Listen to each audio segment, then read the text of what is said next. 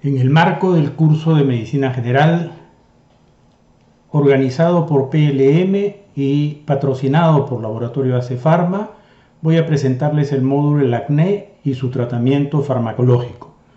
Soy el Dr. Manuel del Solar, médico dermatólogo del Servicio de Dermatología del Hospital Nacional Cayetano Heredia y profesor de la Facultad de Medicina de la Universidad Peruana Cayetano Heredia. Gracias por la atención. Vamos a dar inicio a este curso con la agenda.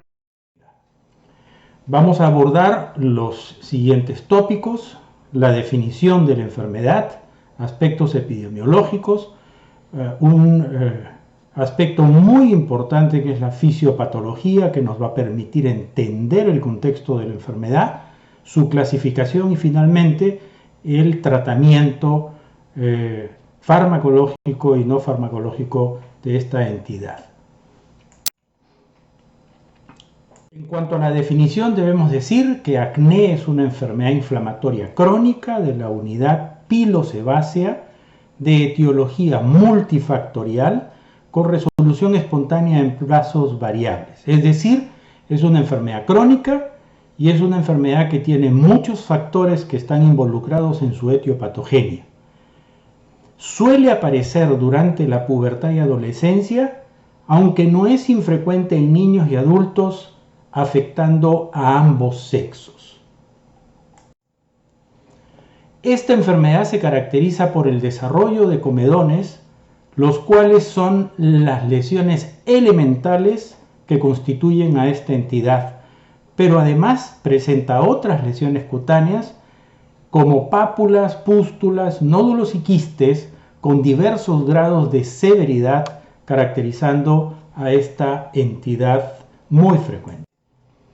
Las lesiones se localizan en áreas con mayor densidad de glándulas sebáceas y estas tienen una sensibilidad particular a los andrógenos que actúan como estimulantes en el crecimiento de la glándula, en la producción de sebo, y estas se encuentran alojadas a nivel de cara y tórax, particularmente pecho y espalda, que son las áreas mayormente involucradas en el acné.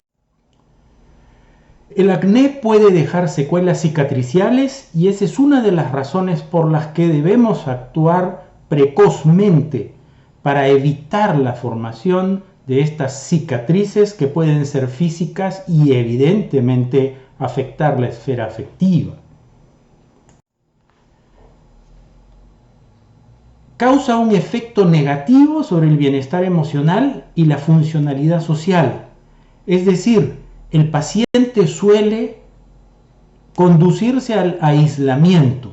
Es una de las razones por las que se producen abandonos en los colegios y universidades, así como también en los centros laborales. El paciente se afecta mucho por esta condición porque tiene un impacto psicológico muy grande, asociándose con ideas de castigo y vergüenza, y provoca estados de ansiedad, depresión e ideación suicida, en particular en las personas más jóvenes, porque esta entidad provoca una alteración del aspecto, algo que afecta mucho a la adolescencia. El inicio temprano del tratamiento evitará la formación de cicatrices y mejorará la calidad de vida de estos pacientes.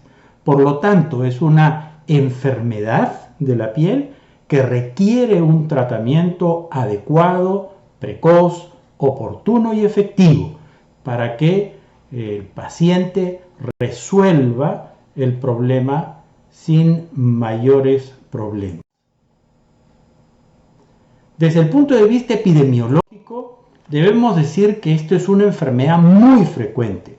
Más de las 3/4 partes de la población adolescente padece de esta condición. Representa el 16% de la carga de morbilidad dermatológica a nivel mundial y más o menos el 0,3% del total de atenciones médicas. Los adolescentes varones y hombres jóvenes caucásicos tienden a desarrollar una enfermedad más grave que otros grupos raciales.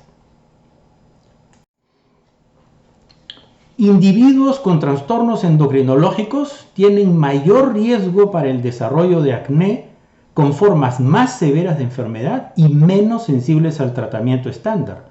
Están incluidos en esta condición el síndrome de ovario poliquístico, el hiperandrogenismo, el hipercortisolismo, la pubertad precoz.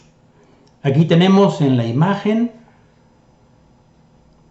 características del hirsutismo, que es bastante común en personas con síndrome de hiperandrogenismo o con síndrome de ovario poliquístico relacionado con acné, y cómo no, la acantosis nigricans, que vemos el oscurecimiento a nivel del pliegue del cuello, que puede afectar los otros pliegues anatómicos también, axila, surco submamario en la mujer, pliegue inguinal, la zona de roce de los muslos, inclusive podrían afectarse con acantosis nigricans los pómulos y los nudillos de las manos. Por lo tanto, esto es una comorbilidad que suele estar asociada a acné y que hace a esta entidad muy particular para la evaluación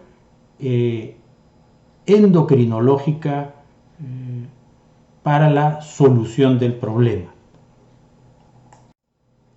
La edad de inicio del acné suele darse alrededor de los 11 a 13 años en las mujeres y entre los 13 y 14 años en los hombres. Esto se da porque la menarquia es anterior a la adrenarquia masculina. Por lo tanto, el inicio se da antes en las mujeres que en los hombres. El pico de prevalencia es más o menos igual entre los 12 y los 24 años de edad, tanto para hombres como mujeres. El pico de severidad, por lo tanto, suele darse antes en la mujer, alrededor de los 17 a 18 años, y en los hombres alrededor de los 19 a 21, dándose la resolución de la enfermedad aproximadamente en el 93% de los casos antes de los 25 años. Pero entre el 12% de mujeres y 3% de hombres se puede dar después de los 45 años también. Desde el punto de vista fisiopatológico, debemos considerar que esta es una entidad multifactorial, como habíamos definido inicialmente. Por lo tanto, incluye factores fundamentales como el trastorno de la queratinización ductal, la alteración del sebo, que suelen tener influencia hormonal, la colonización folicular por Cutibacterium acnes, que induce la liberación de mediadores inflamatorios, y que todos estos eventos mantienen una estrecha interacción. Es decir, todos están relacionados, todos se producen en conjunto, y cuando realizamos el tratamiento debemos incluir la mayor cantidad de eventos fisiopatológicos en el esquema terapéutico para lograr la solución del problema. También debemos considerar otros eventos o factores patogénicos a los que denominamos secundarios, que son de naturaleza interna, como la carga genética o herencia, y los aspectos emocionales, el estrés fundamentalmente, que tiene una relación muy grande con el empeoramiento del acné, y factores de naturaleza externa, ambientales u ocupacionales, y cómo no, el efecto de la alimentación y la dieta, que juegan un rol importante en el acné.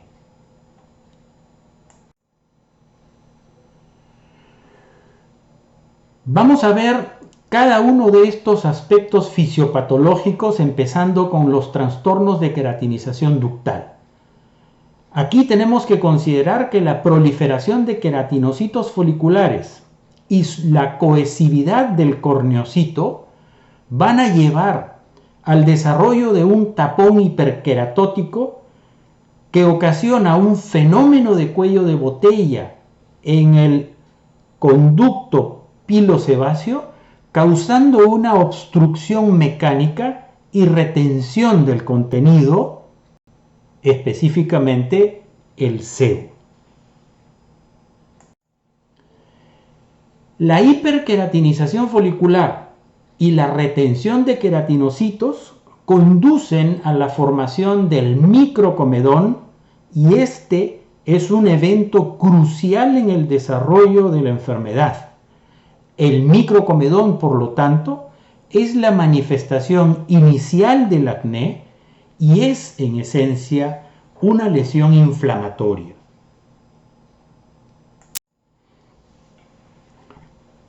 En segundo lugar, debemos considerar la alteración del sebo como evento fisiopatológico principal, y para ello debemos decir que la actividad de la glándula sebácea cumple un papel muy importante en el desarrollo del acné, porque la producción, excreción y especialmente la composición del sebo se encuentran alterados en esta enfermedad.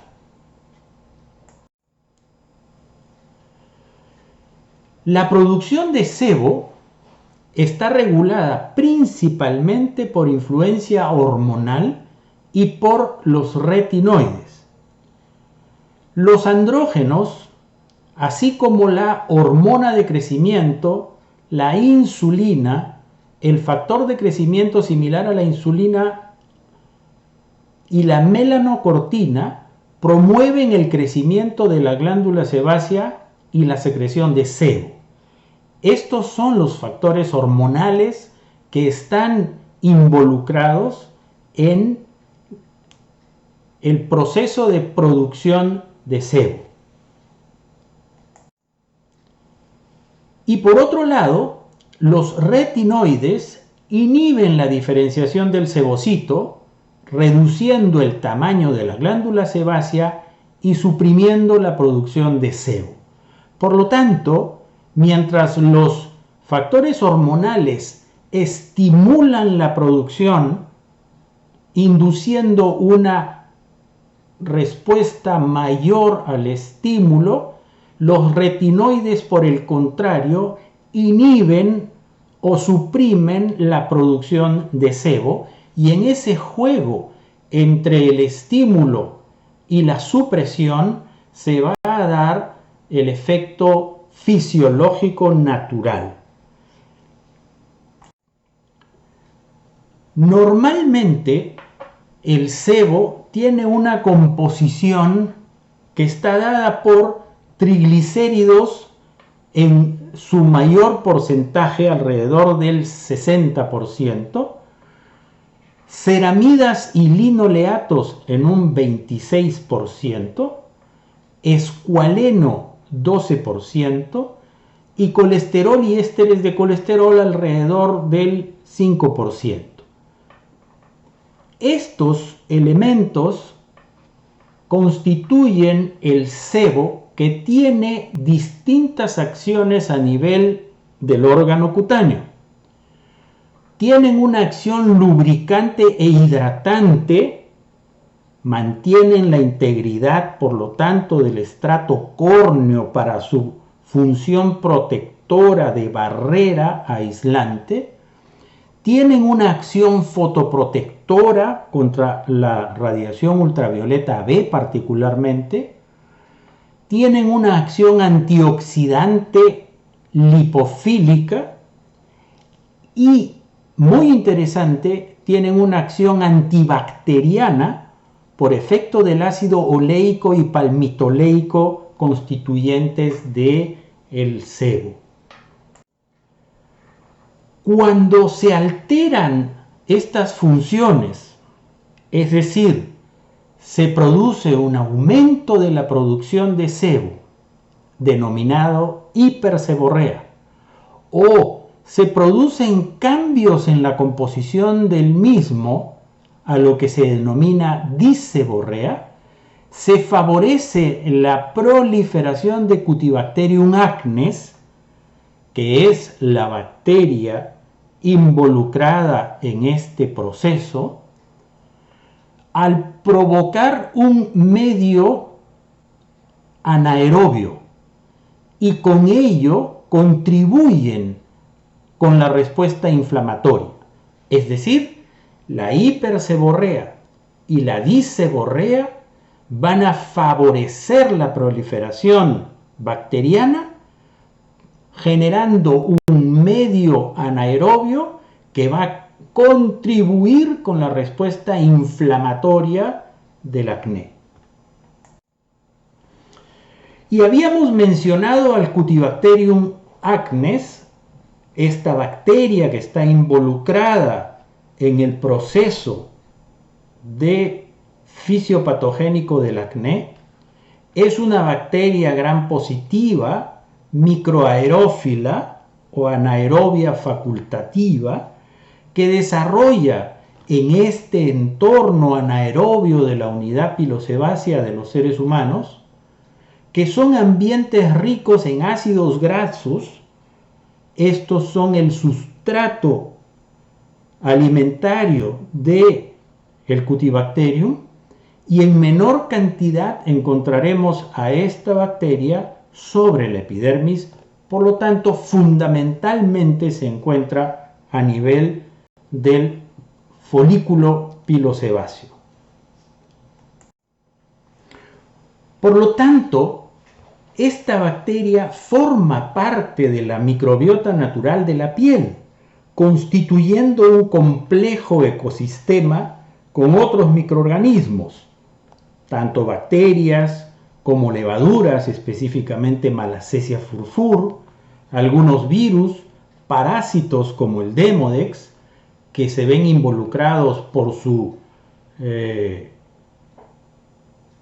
extensión, sobrecrecimiento en la rosácea, por ejemplo. Y todos estos elementos se encuentran en permanente interacción y un constante equilibrio.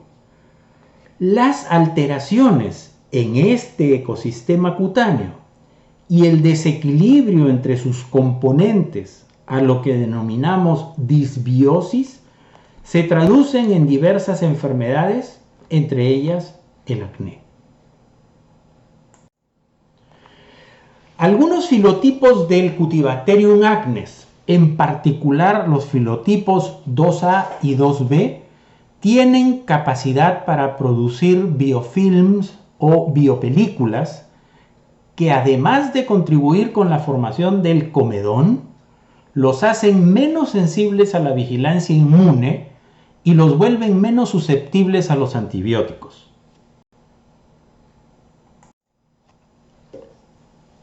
El cuarto factor es la inflamación. Los estudios recientes, y aquí estamos anotando y sería importante la revisión de cada uno de ellos para una mejor comprensión de este aspecto, demuestran que el evento primario en el acné sería la inflamación subclínica, desencadenada por una respuesta inmunitaria innata que posteriormente se transforma en una respuesta inmunitaria adaptativa. Es decir, no es como se pensaba antes, que el Cutibacterium era el responsable directo del acné, sino que esta bacteria es copartícipe dentro del proceso que se inicia con un estado de inflamación subclínica y que constituye el paso inicial para la enfermedad que conocemos como acné. La hipoxia, debido al incremento de la presión ejercida por el tapón, establecería una relación entre las lesiones subclínicas y la respuesta inflamatoria en el ducto pilosebáceo. Los bajos niveles de oxígeno facilitan la colonización del Cutibacterium acnes en el infrainfundíbulo. Habíamos mencionado que esta era una bacteria cuyo requerimiento de oxígeno era mínimo y hasta anaerobia facultativa. Por lo tanto, estos bajos niveles de oxígeno en este medio infundibular hacen que se produzca una colonización, una proliferación bacteriana, y que hay que entender que no es una infección porque no corresponde a ese término, sino colonización bacteriana, estimulando la producción de citoquinas proinflamatorias por los queratinocitos del ducto pilosebáceo.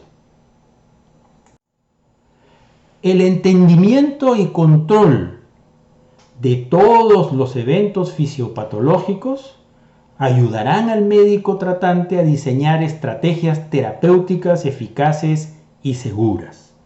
Es decir, en función al reconocimiento de estos eventos fisiopatológicos y el involucramiento de todos ellos en esta estrategia terapéutica permitirá el éxito en la solución de esta enfermedad. Vamos a mencionar la clasificación y voy a explicar por qué es importante hacerlo. La clasificación del acné ha sido muy diversa y muchos criterios han sido utilizados a través del tiempo por distintos investigadores. El propósito es tener un lenguaje común, de fácil entendimiento y comprensión interlocutor. Es decir, cuando yo menciono acné con ciertas características, mi interlocutor va a interpretar por lo que yo le digo qué cosa es lo que está presentando la paciente. Si yo le digo acné grado 1, acné grado 2, acné severo, yo no estoy transmitiendo una imagen que pueda ser fácilmente comprendida por mi interlocutor. Por lo tanto, todos los métodos que se han utilizado para la clasificación a la fecha han tenido algunas características complejas que no han permitido tener una eficacia contundente para un adecuado entendimiento en la clasificación de esta enfermedad. Aproximadamente existen una veintena de técnicas de medición, inclusive algunas con registro fotográfico, pero ninguna ha sido totalmente eficiente. Por eso, en el año 2007, el Grupo Latinoamericano de Estudios de Acné, hoy Grupo Ibero-Latinoamericano de Estudios del Acné, dependiente del Colegio Ibero-Latinoamericano de Dermatología, después de una reunión de consenso de expertos, publica una clasificación que es la que utilizaremos por su practicidad y fácil entendimiento. Esta clasificación se basa en las características morfológicas de las lesiones, considera el grado de severidad de la enfermedad, así como los rangos de edad de presentación, e incluye formas especiales de acné y propone un algoritmo terapéutico para cada caso, lo que la hace muy completa y muy fácil de utilizar. Según la edad de presentación para el Grupo Ibero-Latinoamericano de Estudios del Acné, este se clasifica en neonatal cuando se produce entre los 0 y 30 días de edad, del lactante entre el mes y los 24 meses, infantil cuando se da entre los 2 y los 7 años, preadolescente, que corresponde entre los 8 y los 11 años, del adolescente entre los 12 y los 24 años, y del adulto cuando aparece después de los 25 años. Según la lesión predominante, existen en la clasificación del Grupo Ibero-Latinoamericano del acné 3 formas clínicas. Y esto es lo práctico de esta clasificación. Son 2 tipos de lesiones: las lesiones de retención, que corresponden a comedones cerrados y comedones abiertos, y las lesiones inflamatorias, que corresponden a las pápulas, pústulas, nódulos y quistes que habíamos mencionado como parte de este polimorfismo clínico del acné en el momento de la definición. Por lo tanto, según la lesión predominante, el acné puede clasificarse como comedónico, pápulo-pustuloso o nódulo quístico, lo que en una simple visualización o esquematización mental podemos graficar qué tipo de lesión predomina en el paciente con mi interlocutor. Según el grado de severidad, el acné puede ser leve, moderado o severo. Leve cuando tiene menos de 20 elementos contados en una hemicara. Moderado cuando tiene entre 20 y 50 elementos en una hemicara. Y severo cuando tiene más de 50 elementos. Asimismo, se debe considerar severo al acné nódulo quístico por su propia naturaleza y a las formas especiales de acné que vamos a ver más adelante. Estas formas especiales son 2: el acné fulminans y el acné conglobata. Acné fulminans es una enfermedad aguda, severa e infrecuente que afecta a personas jóvenes, alrededor de los 15 años, con una historia de acné leve a moderada, en cuya etiología han sido propuestas causas genéticas, inmunológicas e infecciosas, provocando una reacción elevada a concentración de antígenos de Cutibacterium acnes. Tiene presencia de pústulas, flemones, sinus, úlceras necróticas y cicatrices asociadas a lesiones óseas, manifestaciones constitucionales y anormalidad en algunos exámenes de laboratorio. Presenta anemia, leucocitosis y hematuria. Usualmente esta condición no responde a los antibióticos sistémicos habituales, a los antiinflamatorios no esteroideos, ni a la medicación tópica convencional para el tratamiento del acné vulgar. Por lo tanto, es una forma severa y es una forma que se presenta generalmente en pacientes jóvenes, adolescentes.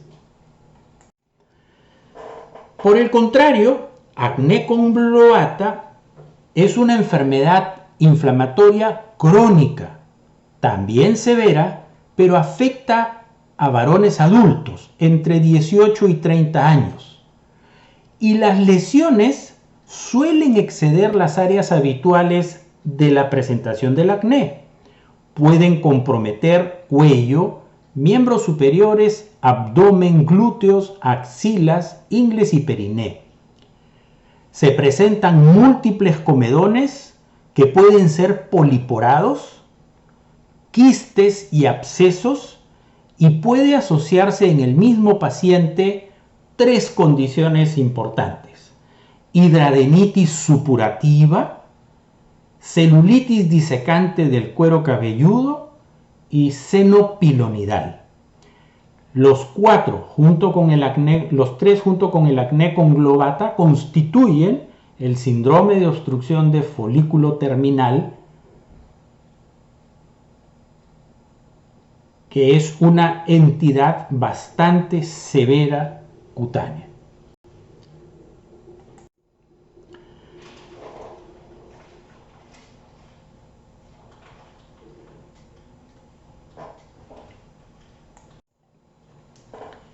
En cuanto al tratamiento, debemos reiterar que el objetivo se basa en el control de todos los eventos fisiopatológicos, es decir, normalizar el trastorno de queratinización, controlar la secreción sebácea alterada, inhibir el desarrollo del Cutibacterium acnes y reducir la respuesta inflamatoria. Estos son los 4 pasos para el control de la enfermedad. ¿Cuál es la estrategia terapéutica y cuáles las herramientas para el tratamiento? Están graficados en esta imagen.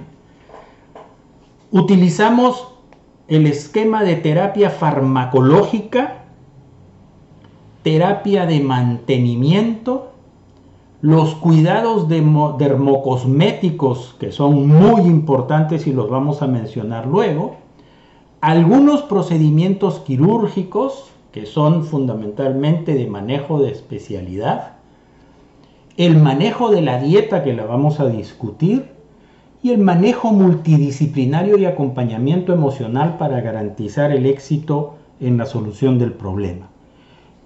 Esta es la estrategia que utilizamos con los pacientes con acné y vamos a ir mencionándolos individualmente. En cuanto a la terapia farmacológica, son 2 grupos de fármacos los que utilizamos: la terapia tópica y la terapia sistémica. Dentro de la terapia tópica debemos considerar antimicrobianos, antibióticos y retinoides. Y dentro de la terapia sistémica incluimos antibióticos, retinoides orales y antiandrógenos.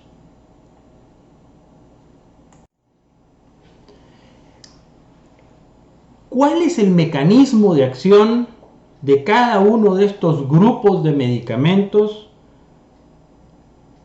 sobre los eventos fisiopatológicos del acné? Como ven ustedes claramente, solo hay un grupo de medicamentos que tienen acción sobre los 4 eventos fisiopatológicos del acné y que corresponde al retinoide oral, específicamente isotretinoína. Todos los demás tienen algún vacío en cuanto a su mecanismo de acción porque no controlan todos, y es la razón por la que debemos asociar en el tratamiento varios de estos medicamentos para lograr el objetivo de control de todos los eventos fisiopatológicos. Lamentablemente, isotretinoína oral o los retinoides orales en general no son la primera línea de tratamiento a pesar de su alta efectividad en esta condición, porque no está libre de efectos secundarios que son importantes y los discutiremos más adelante. Por lo tanto, en la estrategia terapéutica, para lograr el éxito y control de los eventos fisiopatológicos, tendremos que asociar a estos medicamentos para conseguir el resultado final. Miremos a los antimicrobianos, en particular peróxido de benzoilo. Hay 2 productos, peróxido de benzoilo y ácido acelaico, dentro del armamentario terapéutico. Vamos a presentar a peróxido de benzoilo porque es un fármaco más útil, práctico para la solución del problema del acné. Es un compuesto orgánico de la familia peróxido con una acción oxidante, libera lentamente oxígeno, propiedad que le confiere acción bactericida sobre microorganismos anaerobios y microaerófilos, es decir, contra nuestro Cutibacterium acnes. Habíamos comentado que era microaerófilo o anaerobio facultativo. Por lo tanto, inducir un ambiente rico en oxígeno va a generar una acción bactericida sobre este agente bacteriano. Pero además posee acción antiinflamatoria y un leve efecto comedolítico, por lo que se utiliza en el tratamiento del acné en diversas formulaciones y vehículos. Formulaciones que van del 2.5 al 20% de concentración y vehículos como geles, lociones, cremas, espumas, limpiadores, paños y algunos otros más que hacen que sea un medicamento bastante útil para ayudar al control de esta enfermedad. En cuanto a la acción antibacteriana, habíamos mencionado de que tiene una acción oxidativa, por lo tanto, una capacidad bactericida y reduce el 90% de la carga bacteriana de Cutibacterium acnes en los folículos pilosebáceos. Y asimismo, disminuye 40% la concentración de ácidos grasos libres. Es decir, no solo elimina a la bacteria en un 90%, sino que además le quita el sustrato en el que puede desenvolverse. Por lo tanto, es muy eficiente en el control de esta enfermedad. Su eficacia no ha disminuido después de tantos años de uso y no existen indicios de resistencia bacteriana. Por el contrario, se ha demostrado que inhibe la resistencia bacteriana de Cutibacterium a los antibióticos, tanto tópicos como orales.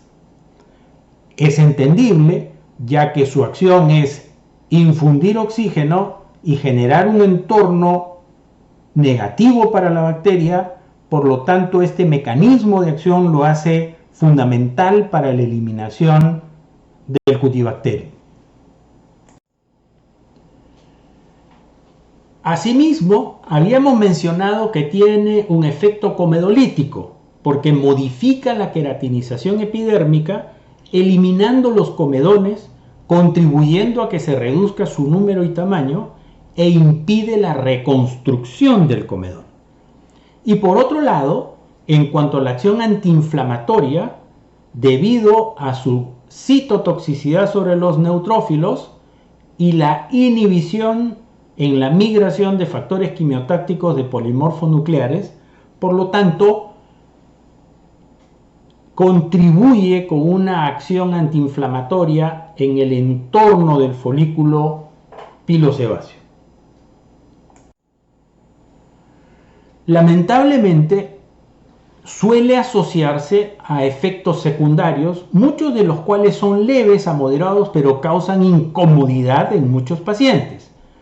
Por ejemplo, sequedad local.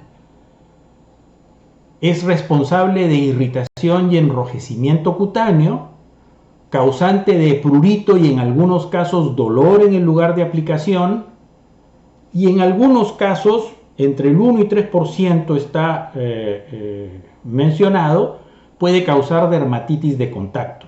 Por lo tanto, hay que tener cuidado en la forma de prescripción. No es un producto que se puede aplicar en toda la piel afectada, es decir, si es la cara, la zona de afectación y de tratamiento, no es para aplicar en toda la cara, se aplica puntualmente en las lesiones. Y hay que tratar de evitar aquellas áreas que son más sensibles o que son secas en el cutis y que pueden generar un estado irritativo precoz por el mal uso del producto. En segundo lugar, debemos mencionar a los antibióticos. Hace algunos años eran el eje del tratamiento para el acné porque se consideraba que el Cutibacterium acnes era el responsable del problema. Hoy sabemos que el Cutibacterium es un actor dentro de este proceso, pero no el actor principal en el desarrollo de la enfermedad. Por lo tanto, los antibióticos tienen un papel. Se está tratando de que cada día tengan menos participación,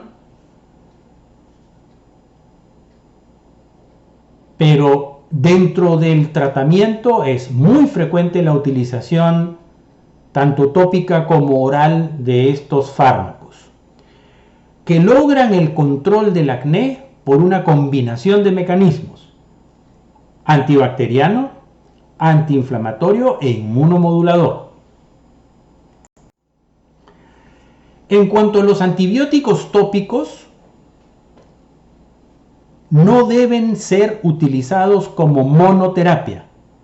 Es decir, si tenemos un paciente o una paciente con lesiones de acné inflamatorias, no es conveniente utilizar un antibiótico exclusivamente para la solución del problema, porque estaremos actuando solo sobre uno o dos de los eventos fisiopatológicos: control del Cutibacterium y eventualmente sobre la inflamación, pero no estamos actuando sobre el trastorno de queratinización ductal ni la seborrea. Por lo tanto, el manejo de acné con monoterapia antibiótica tópica no es la mejor opción. Además, presentan un lento inicio de acción y un potencial desarrollo de resistencia bacteriana. Por lo tanto, no es recomendable la monoterapia antibiótica tópica en el manejo del acné. Los grupos antibióticos que están relacionados en el tratamiento del acné son clindamicina, eritromicina, nadifloxacina y dapsona.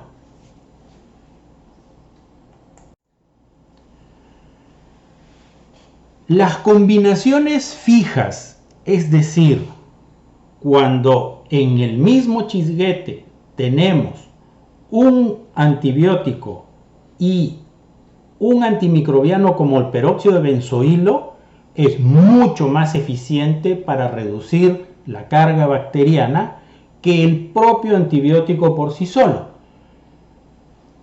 Y por supuesto, tampoco una combinación fija de antibiótico con peróxido de benzoilo son útiles para el control del acné. Deben ser asociados con los otros elementos para que tengamos a todos los eventos fisiopatológicos bajo control. Pero fíjense en la gráfica lo interesante: cuando se utiliza eritromicina o clindamicina solos, son menos eficientes que cuando se utilizan eritromicina y clindamicina asociados a peróxido de benzoilo. Fíjense cómo se potencia la acción, en particular con clindamicina, que es una de las combinaciones fijas más importantes que tenemos para complementar el tratamiento del acné. Esta asociación de clindamicina peróxido de benzoilo es muy eficiente para ayudar en el control de la enfermedad. En cuanto a los antibióticos sistémicos, debo decir que los antibióticos orales están indicados para las formas inflamatorias del acné, es decir, acné papulopustuloso y acné nódulo quístico. No son indicación de antibióticos orales la forma de acné comedónico. Para lograr una adecuada adherencia al tratamiento, se deben considerar los siguientes aspectos en el tratamiento antibiótico: la eficacia del antibiótico, la seguridad del mismo y el costo para garantizar la adherencia del paciente al tratamiento y buscar la solución del problema. Los grupos de antibióticos utilizados son 3: tetraciclinas, macrólidos y cotrimoxazol.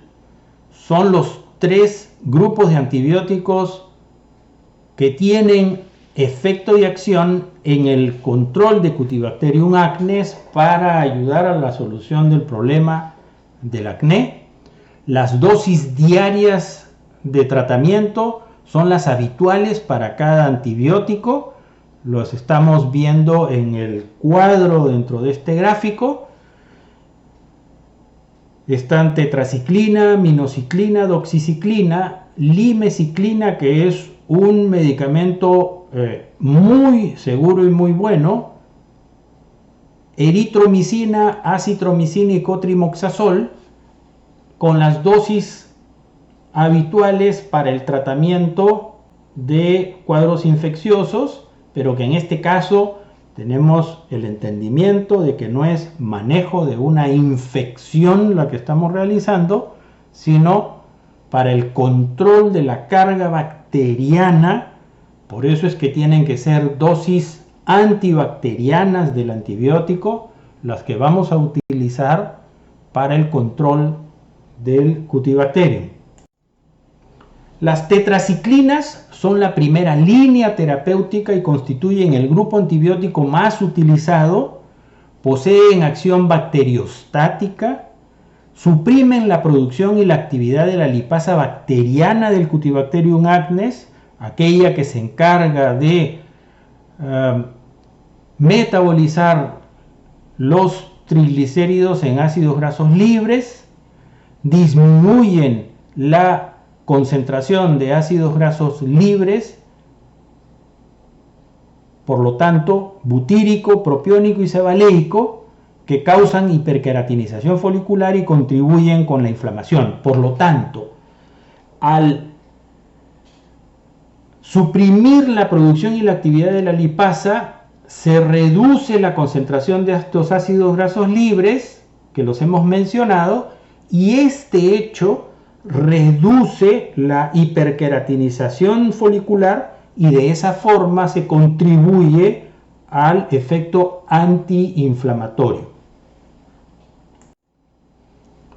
Por lo general, las tetraciclinas son bien toleradas, tienen una eficacia comparable dentro del mismo grupo y un buen perfil de seguridad, pero algunas pueden causar efectos secundarios leves y otras no tan leves, que aunque son infrecuentes, la verdad es que hay que tener cuidado. Lo vamos a ver en un cuadro más adelante. Por eso hay que elegir correctamente el antibiótico evaluando algunos de estos riesgos. Mencionábamos los efectos secundarios y eventos adversos serios de las tetraciclinas. Este es el cuadro donde podemos notarlo. Los 4 antibióticos de este grupo. Les decía que limeciclina es dentro del grupo el que menos efectos secundarios presenta. Fíjense, tetraciclina y doxiciclina tienen gastrotoxicidad, fototoxicidad bastante alta, la posibilidad de candidiasis vaginal bastante elevada, pero algo que quiero hacer notar es que dentro de los eventos adversos serios, la minociclina está relacionada con desórdenes de autoinmunidad y reacciones de hipersensibilidad. Entre los desórdenes autoinmunes relacionados con minociclina están síndrome tipo lupus eritematoso sistémico inducido por fármacos y algunas otras condiciones como hepatitis, artritis, tiroiditis y panarteritis nodosa. Y entre las reacciones de hipersensibilidad, el síndrome tipo enfermedad del suero y neumonitis, que aunque son y lo recalco, infrecuentes, pueden darse, y esto hace que meditemos mucho en cuanto a la indicación de este medicamento para el tratamiento de el acné. La segunda línea terapéutica son los macrólidos y están reservados para casos de intolerancia a la tetraciclina o en casos de alguna contraindicación, por ejemplo, gestación y lactancia.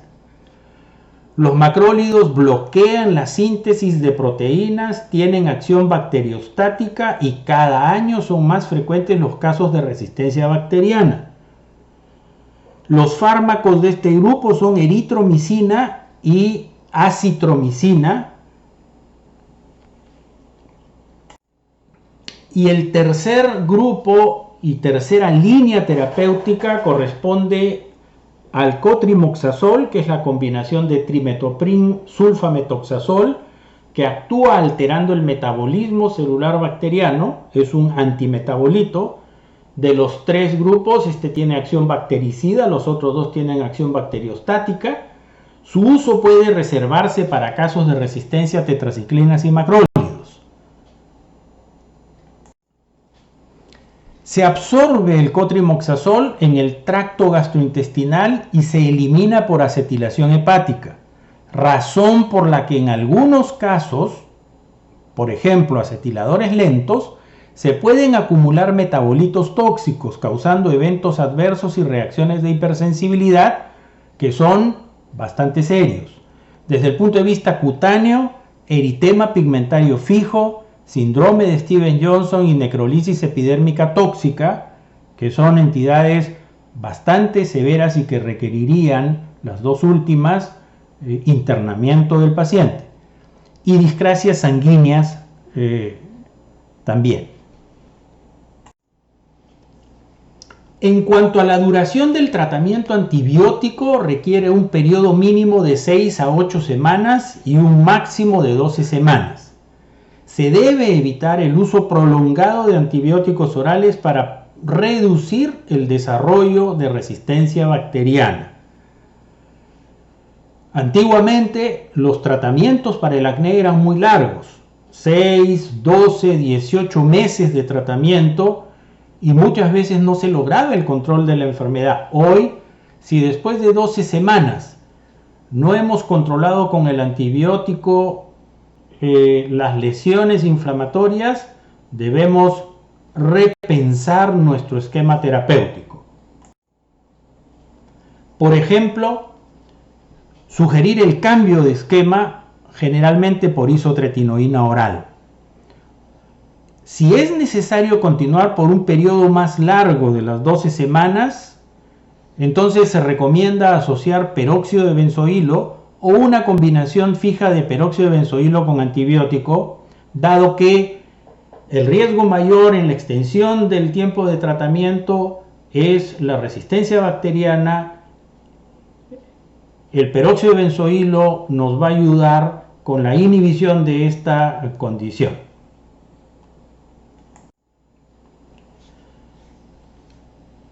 El tercer grupo que vamos a revisar dentro de los medicamentos o fármacos para el tratamiento del acné están los retinoides.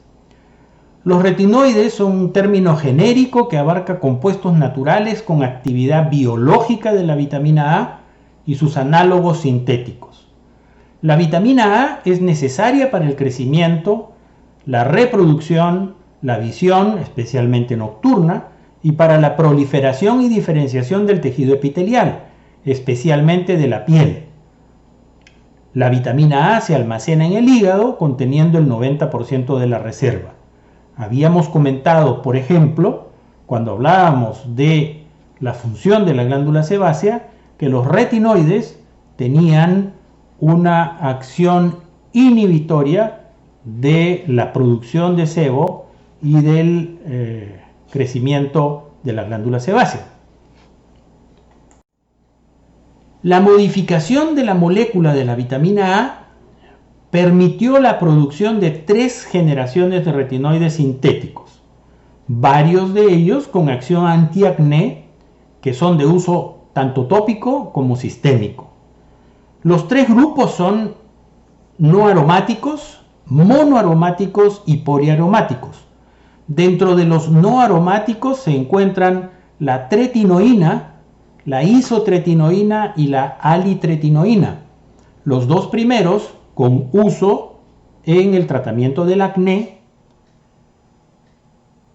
Dentro del grupo de los monoaromáticos está el etretinato y el acitretino, ambos para el manejo de la psoriasis. Y el tercer grupo de poliaromáticos, donde se encuentra el adapaleno, el tazaroteno para uso tópico en el manejo del acné y el bexaroteno, un medicamento oncológico para el tratamiento de los linfomas. La alitretinoína se utiliza en Europa para el tratamiento de las dermatitis de contacto en manos. En cuanto al mecanismo de acción de los retinoides, debemos decir que actúan sobre la lesión precursora, el microcomedón, inhibiendo su formación y reduciendo el número de lesiones. Los efectos, por lo tanto, de los retinoides se dan a 3 niveles. Sobre la queratinización, teniendo una acción comedolítica, sobre la inflamación, con una acción antiinflamatoria, sobre el sebo, con una acción sebostática. Los retinoides tópicos están indicados para el tratamiento del acné y tienen diversas formas de presentación. Los encontramos solos para ser usados en monoterapia, acompañando al resto del tratamiento del acné, en asociación, es decir, uso paralelo con otros medicamentos, o en combinación fija mezclados con otros medicamentos. Aquí en la imagen graficamos cómo es la idea de la asociación y la combinación fija. Solos es el chisguete con el componente retinoide. Asociado es un chisguete retinoide y un chisguete de antibiótico, por ejemplo, o antimicrobiano, peróxido de benzoilo. Y se utilizan independientemente, uno a continuación del otro, o uno en la noche y el otro en la mañana, ya queda a criterio del médico cómo indica esta asociación para lograr un mejor resultado. Y la combinación fija, que vienen los 2 productos en el mismo chisguete, por ejemplo, retinoide con peróxido de benzoilo, que es una gran combinación que nos ayuda al control de esta enfermedad.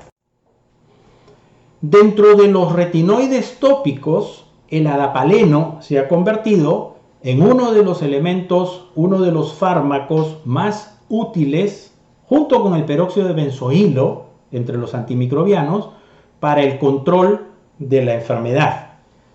Los mecanismos de acción del adapaleno son los siguientes. Acelera el ciclo de vida de las lesiones haciendo que se resuelva más rápido. Facilita la expulsión del tapón de queratina, por lo tanto tiene un efecto queratolítico. Previene la ruptura del comedón. El folículo es menos anaeróbico. Aumenta la absorción de los antibióticos tópicos. Previene la formación de nuevos microcomedones, por lo que es muy útil en la terapia de mantenimiento. Resalto terapia de mantenimiento porque dentro de las estrategias del tratamiento habíamos comentado este punto de la terapia de mantenimiento como uno de los pasos en el control de la enfermedad. Es decir, cuando hemos concluido con la etapa de inducción de la enfermedad, es decir, el control del estado agudo de enfermedad, vamos a establecer una terapia de mantenimiento para lograr lo que su propio nombre menciona, el mantenimiento del éxito alcanzado en el tiempo para que esta enfermedad no se reinstale, no recidive, no reaparezca en el paciente.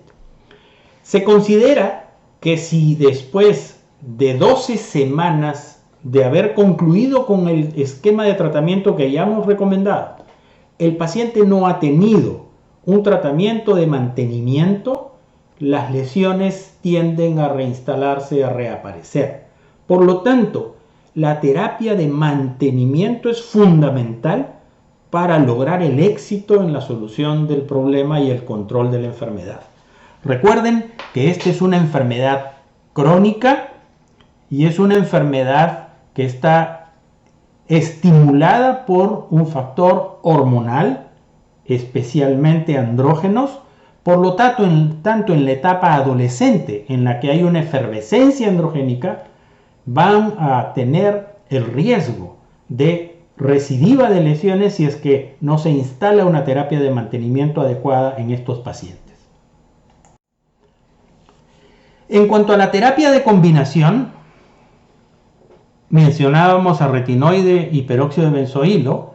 La combinación fija de estos dos componentes permite el manejo de varios factores patogénicos. Por un lado, los retinoides regulan la descamación anormal y tienen acción antiinflamatoria.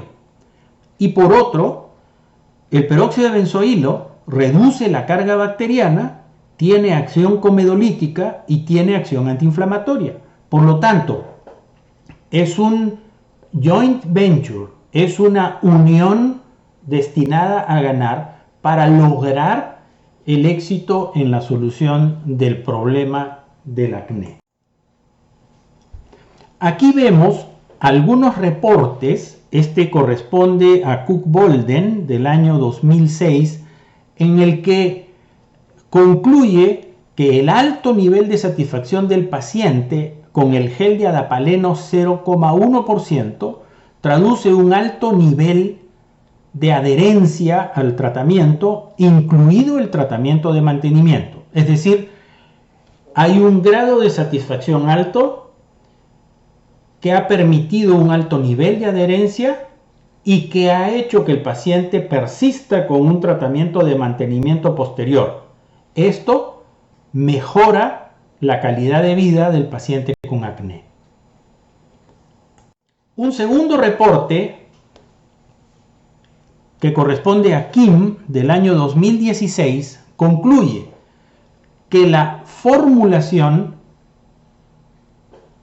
combinación fija de adapaleno con peróxido de benzoilo es altamente eficaz y segura, con propiedades antiinflamatorias, comedolíticas y antibacterianas, no se asocia con resistencia a los antibióticos y reduce los factores que causan la falta de adherencia, con efectos positivos en la calidad de vida del paciente.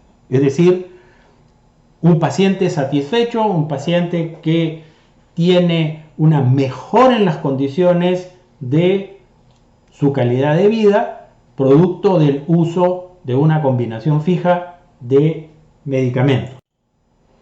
Por último, les menciono este trabajo de la profesora Brigitte Renaud del año 2019, reciente, en el que concluye que esta combinación fija de adapaleno con peróxido de benzoilo en una concentración más alta mejora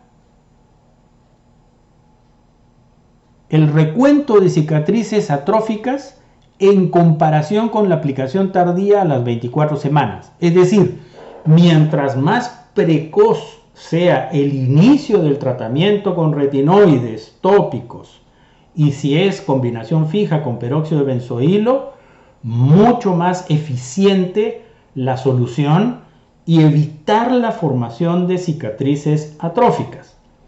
Pone de relieve la importancia del inicio temprano del tratamiento para prevenir y reducir la formación de cicatrices. Entonces, no solo previene y reduce la formación de las cicatrices en general, sino que adicionalmente hay una mejora en el recuento de cicatrices atróficas que se hubieran dado de una manera más importante si es que se iniciaba tardíamente el tratamiento con esta medicación.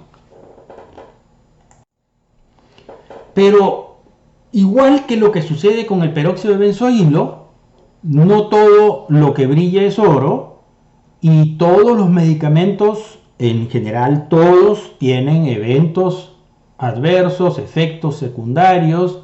Por lo tanto, la combinación fija de adapaleno con peróxido de benzoilo genera una mejoría más rápida, pero el efecto irritante es habitual y requiere una estrategia de manejo para lograr una buena adherencia al tratamiento. Es decir, no es cuestión solo de decirle al paciente, aquí tiene la solución al problema, póngasela.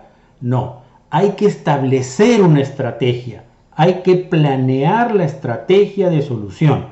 Si le entregamos solo el medicamento al paciente, el paciente lo va a utilizar, se puede secar, se va a irritar, puede tener escozor, puede tener una gran irritación, abandono del tratamiento y frustración general. ¿Cómo logramos, y es la experiencia en el uso de esta medicación la que hace que les mencione las opciones, iniciar el tratamiento con una dosis muy pequeñita? Generalmente les digo a los pacientes una lentejita en la punta del dedo, 5 o 6 lentejitas para todo el rostro, y esto frotado para que se absorba en toda la superficie facial. Debe ser aplicado por la noche, interdiario o cada 2 días, y cada 2 semanas incrementar la frecuencia para que se llegue a uso nocturno diario, y de esa manera lograr el efecto y evitar la acción irritante del producto. Entonces, cada paciente tiene una forma de reaccionar, cada paciente tiene un estilo, cada paciente tiene una costumbre. Debemos establecer esta relación con el paciente que nos permita darle el mejor consejo para la solución de su problema. En cuanto a retinoides sistémicos, isotretinoína es en la actualidad el único fármaco disponible que actúa en todos los eventos etiopatogénicos del acné. Tiene efecto antiinflamatorio, inmunomodulador y sebostático. Es la terapia de elección en el tratamiento del acné severo, y esa fue la indicación de la FDA para la autorización de este medicamento, acné severo. Pero cada día se usa más en enfermedad moderada sin respuesta al tratamiento convencional, lo que lo hace más versátil, y también en algunas otras condiciones que no son propiamente acné, pero que la experiencia está haciendo que sea un medicamento muy útil para estas otras condiciones. Rosácea, por ejemplo, ictiosis y algunas otras enfermedades dermatológicas también. Las dosis de la isotretinoína están en estos dos extremos. Tienen igual efectividad, tanto la dosis de 1 miligramo por kilo por día como la de 0.1 miligramo por kilo por día. La desventaja de la primera son la mayor cantidad de efectos adversos naturales, la sequedad de la piel, el agrietamiento de los labios, la sensación de arenilla en los ojos, la sensación de molestia muscular como si fuera una gripe, están asociados a estas dosis habituales. Pero las dosis más bajas son igual de efectivas, pero tienen mayor índice de recaídas. A las segundas se le llama micro o mini dosis, tienen menor riesgo de efecto secundario. Se pueden hacer dosis intermitentes con cualquiera de los dos esquemas, son útiles en el acné leve a moderado. Se pueden utilizar 0.5 a 0.75 miligramos por kilo por día por una semana cada 4 semanas. A eso se denomina dosis intermitente. Es otro esquema que se puede utilizar. Pero en el caso de que el acné sea recidivante después de una dosis de este tipo, minidosis o microdosis, ya no está indicado y se tiene que utilizar las dosis habituales de 1 miligramo por kilo por día. En cuanto a la dosis a alcanzar o dosis total, es de 120 miligramos a 150 miligramos por kilo de peso. ¿Cuánto tiempo? 2 meses adicionales después de resolver el acné. Tiene un porcentaje del 20 al 60% de recaídas y requieren un retratamiento del 7 al 20%. Por lo tanto, a pesar de ser un medicamento muy eficiente, tiene una tasa de retratamiento que va de 1 en 5 pacientes, que lo hace bastante importante. Por eso es que se están utilizando esquemas de tratamiento con dosis totales que van entre menos de 220 a más de 220 miligramos por kilo de peso.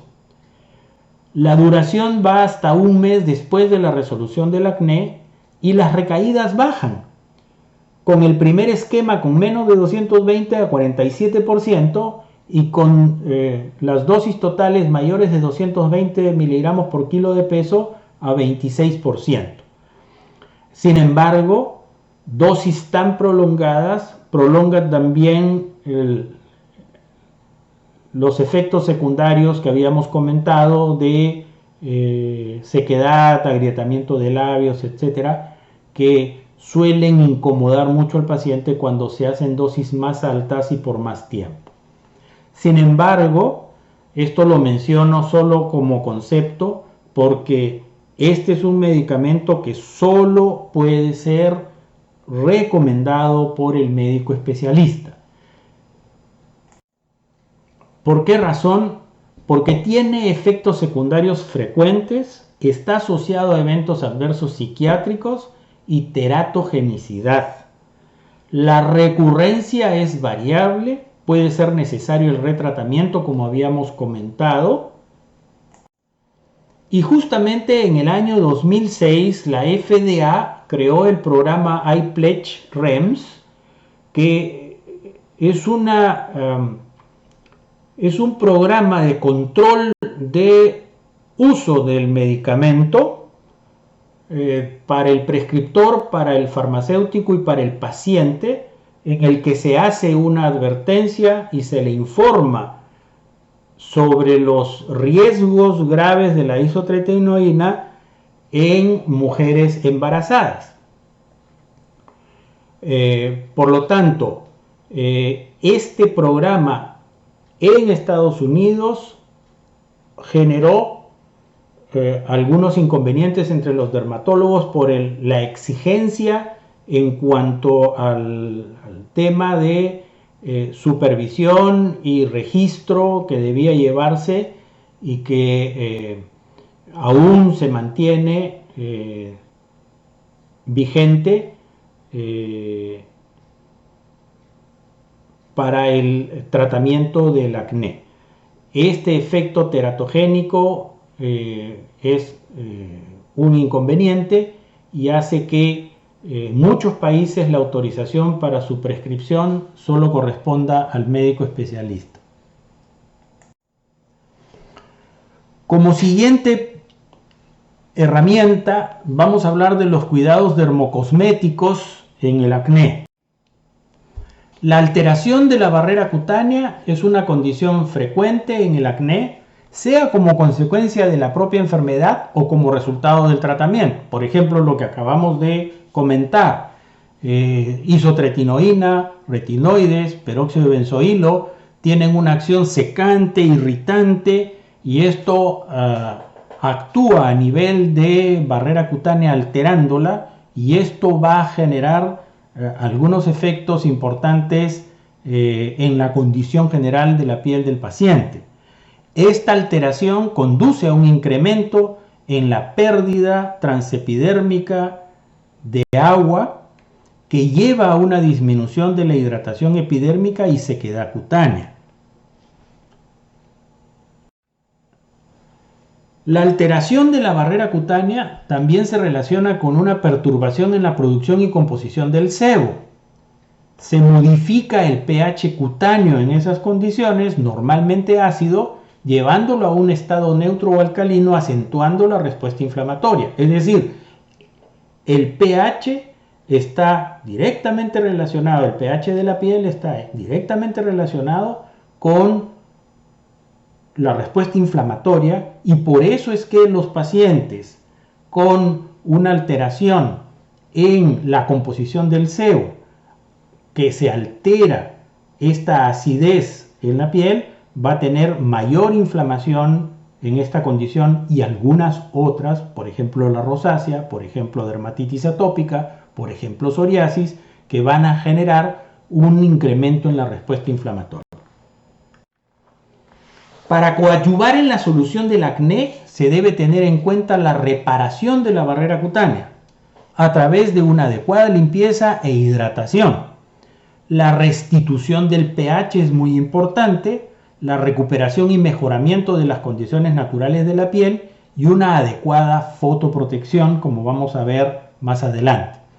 No hacerlo puede conducir a falta de adherencia e incumplimiento del tratamiento, presentación de efectos secundarios intolerables y frustración tanto del paciente como del médico tratante. Es decir, todo el esfuerzo que se despliega en recomendar los mejores medicamentos para la solución del problema pueden alterarse, perjudicarse, porque no se ha considerado una restitución de la barrera cutánea, no se ha considerado un buen producto para la limpieza con las características que vamos a ver luego, o no se ha considerado una restauración de la hidratación natural de la piel.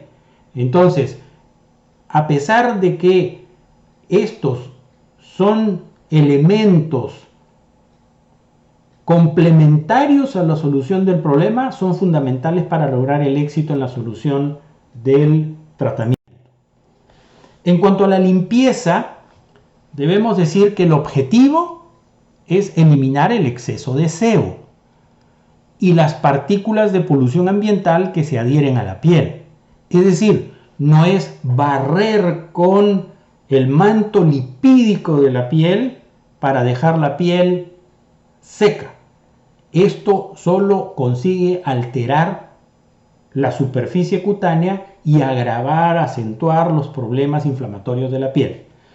Por eso se prefieren limpiadores sintéticos o espumas con un pH ácido y no más de 2 veces al día. El jabón común, por su alta detergencia, remueve el manto lipídico y seca la piel.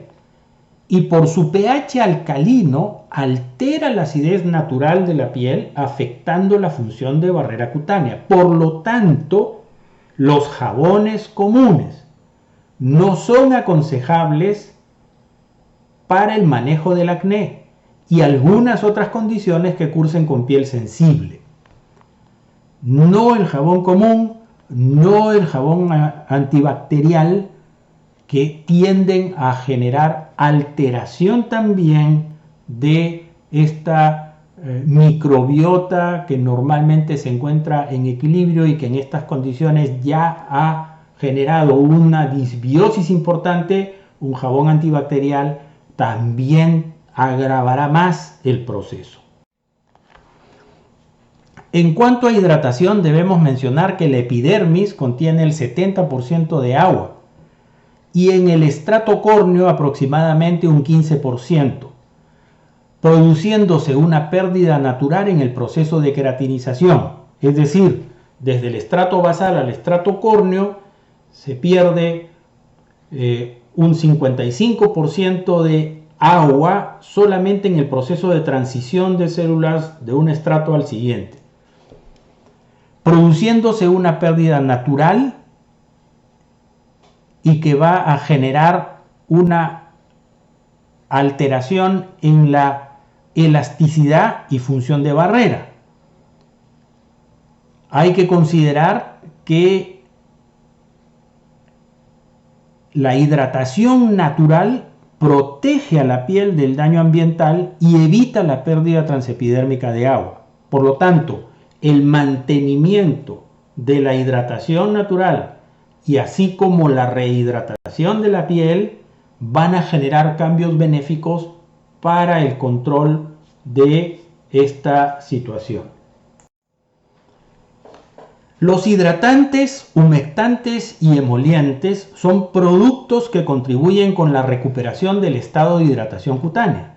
Las formulaciones son una composición de lípidos muy parecidas al de la piel. En particular, aquellas con suplementos de ceramidas suelen ser más eficientes para este propósito. Por el contrario, la indicación de un producto inadecuado puede acentuar las molestias y causar el abandono del tratamiento, sea por su baja cosmeticidad, es decir, la consistencia, la textura del producto no satisfacen al paciente, le generan una acción untuosa, le generan una acción pegajosa, no se absorben con facilidad, etc. Esto va a generar un abandono del tratamiento. O la exagerada oclusividad. Hay productos que se adhieren mucho a la piel y son difíciles de retirar. Y entonces esto puede agravar por tratar de quitar el producto, irritar la piel. O por el contrario, tienen una intensa higroscopicidad y atraen mucha agua, no del exterior sino de la profundidad, deshidratando más la piel, causando un estado de sequedad por pérdida transepidérmica de agua. Por lo tanto, el equilibrio en la composición va a favorecer el estado de rehidratación de la piel para lograr el éxito en el tratamiento. En cuanto a la fotoprotección, la sugerencia de esta medida es muy importante en pacientes con acné, por la posibilidad de pigmentación cutánea, especialmente en pacientes con fototipos altos, es decir, las pieles más oscuras tienden a pigmentarse después de un estado de inflamación. Acné es una enfermedad inflamatoria. Si el fototipo es alto, las lesiones en el proceso de curación van a dejar pigmentación, que va a ser mucho más notoria si el paciente no utiliza un fotoprotector que proteja la piel de la agresión de la radiación ultravioleta, o por el riesgo de fotosensibilidad como consecuencia del uso terapéutico, por ejemplo, de tetraciclinas y retinoides. Ambos tienen una capacidad de inducir una respuesta de fotosensibilidad en el paciente. Son pacientes que deben utilizar un fotoprotector como una herramienta terapéutica adicional para evitar que esta condición de fotosensibilidad altere el tratamiento y provoque el abandono del mismo en el paciente. La indicación de un fotoprotector tópico favorece, por lo tanto, al paciente por estas consideraciones. Por su acción natural, protección solar, reduciendo el riesgo de pigmentación postinflamatoria, y el emoliente del producto mejora la función de barrera epidérmica, por lo que es preferible la elección de un vehículo con textura ligera y fácil eliminación. Finalmente, hablar sobre el manejo de la dieta, que es un aspecto muy importante y que cada día cobra mayor importancia dentro del esquema de manejo del acné. A pesar que el rol de la dieta en el desarrollo del acné ha sido un tema controversial y pendular, en la actualidad existe evidencia científica sólida y creciente que las relaciona. El consumo de alimentos con alta carga glucémica, carbohidratos, cereales y granos refinados, así como la proteína de leche, que cada día tiene más preponderancia en el aspecto fisiopatológico del acné, a través del consumo de leche de vaca, queso o el suero de la leche o whey, que se encuentra en suplementos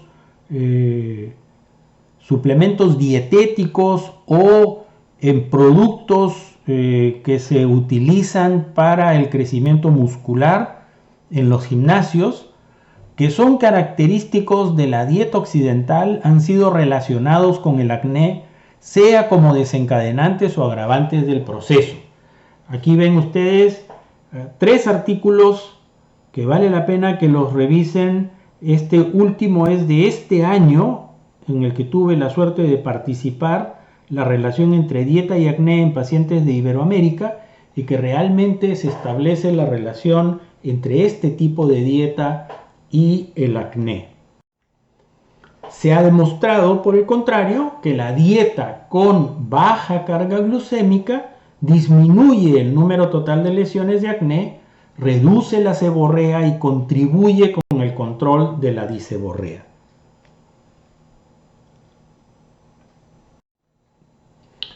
Finalmente, decir que la colaboración y manejo interdisciplinario entre nutricionista, endocrinólogo y dermatólogo, así como el equipo de psicología, para la asesoría y el consejo dietético, así como el tratamiento de las comorbilidades, contribuirán en la solución integral del problema. Es decir, un equipo multidisciplinario va a tener mucho más importancia en la solución del problema, porque existen comorbilidades y efectos, consecuencias de la propia enfermedad o que son previos a la enfermedad, que deben ser descubiertos, tratados, para que el paciente encuentre una solución real al problema que lo está quejando. Solo el dermatólogo o solo el endocrinólogo no van a poder resolver una condición como esta. El manejo en equipo va a ser mucho más importante para ofrecerle una solución integral al paciente con acné. Termino con una imagen del algoritmo terapéutico que desarrollaremos en parte en la presentación que vamos a dar más adelante, que corresponde a la guía terapéutica del Grupo Ibero Latinoamericano de Dermatología, del Colegio Ibero Latinoamericano de Dermatología, y que realmente ha sido un trabajo muy importante para ofrecer el esquema de manejo del acné, que incluye las 3 formas clínicas con sus grados de severidad y el tratamiento que corresponde a cada condición, y por supuesto la dieta de bajo índice glicémico y la terapia de mantenimiento. Es decir, se ha incluido todo lo que hemos comentado en esta presentación, y que vamos a abordar en mérito al tiempo próximamente, lo que respecta al manejo del acné comedónico, desglosando esta parte del algoritmo terapéutico. Yo les doy muchas gracias por la atención prestada, y les digo Tupananchiscama hasta que nos volvamos a encontrar. Muchas gracias.